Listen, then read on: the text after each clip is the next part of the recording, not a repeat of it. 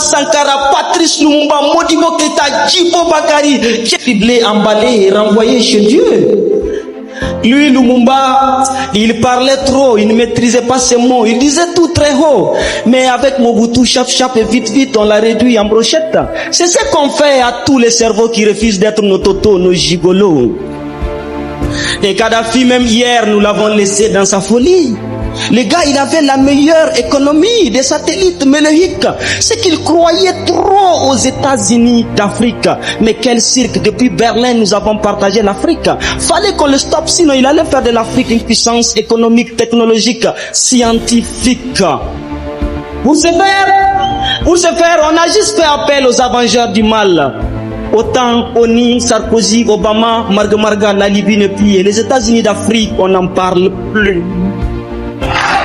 C'est ma loi. Si tu es avec moi, tu es avec moi, mais ne fais jamais comme moi. Car vouloir faire comme moi, c'est être contre moi. Et je déteste qu'on soit contre moi.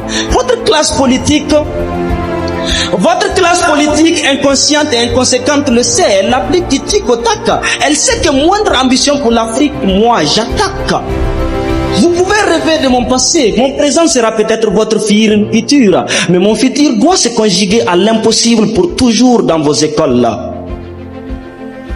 Ils nous ont bernés, ils nous ont dorlotés pour nous aliéner.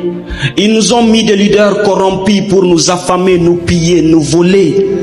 Et ils ont tué nos révolutionnaires pour nous effrayer. Mais chaque révolutionnaire tué s'est ressuscité. En vous, jeunes anti-impérialistes, acteurs de la société civile, engagés, déterminés. Vous avez gardé vivant Thomas Sankara, Patrice Lumumba, Modibo Keïta, Djibo Bakary, Che Guevara, Hugo Chavez et j'en passe. Leur État ne vivra plus sur le dos de nos États. C'est fini le pillage de nos richesses. On verra sur qui elle compte pour garder sa place de puissance. Déjà le petit est dans sa psychose. Dites aux carnivores Macron que nous ne sommes plus des herbivores. Nous sommes des impérialivores. Et s'il rehausse, il recroisera le fer. Déjà, nous n'avons pas oublié. Avec l'arrivée du colonel, aujourd'hui général Assimi Goïta au Mali, ils ont voulu asphyxier le Mali. Mais la société civile a appelé le peuple à inonder les rues. Dénigrement sur dénigrement, intimidation sur intimidation. Aujourd'hui, le Mali qui est divisé en 2 et 1. Chose qui était quasi impossible. Chose qui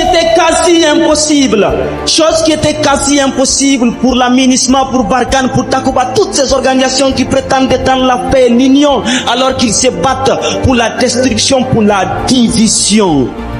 À l'arrivée du capitaine Ibrahim Traoré au Burkina, le même scénario a suivi son cours. Ils ont voulu nous berner avec la démocratie dans un état où les âmes se déciment à l'infini. Mais les Burkinabés ont dit IP jusqu'au dernier terreau. Et aujourd'hui au Burkina, les terreaux n'ont aucun repos.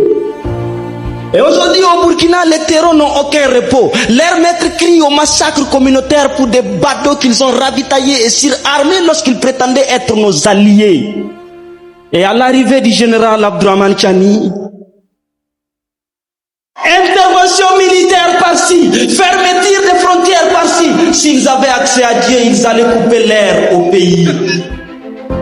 Mais cette génération a compris et elle a dit, le Niger ne sera pas la seconde Libye. Les leaders anti-impérialistes, les activistes, les sociétés civiles des 4 coins du monde ont inondé les zones pour couper la méthode qui consiste à diaboliser tout État qui se libère de leur joug.